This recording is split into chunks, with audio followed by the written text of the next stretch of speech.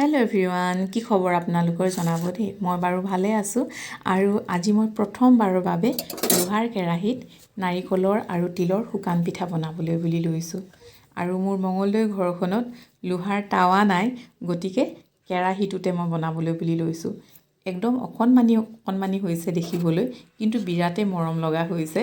আৰু আছে এখন টাৱা নন ষ্টিকৰ, এইখন তাকো হেণ্ডেল নাইকিয়া, জানেনে। এনেই মই সাধাৰণতে দীঘলকৈ পিঠা সাজোঁ। আৰু আপোনালোকে যদি মোৰ আগৰ ভিডিঅ'বিলাক চাইছে নিশ্চয় দেখা পাইছে, তাতে মই দুখন টাৱা বহাই লওঁ আৰু এখনত মই সাজি যাওঁ আৰু আনখনত মই ধুনীয়াকৈ মচমচীয়া হ'বলৈ বুলি দিওঁ। আজিও কিন্তু এইখন টাৱা বহাই লৈছোঁ, এইখনত যিহেতু বনাব নোৱাৰোঁ সেইকাৰণে কেৰাহীটোত বনাইছোঁ। আৰু খাই ভাল পাওঁ পিঠা, বনায়ো ভাল পাওঁ।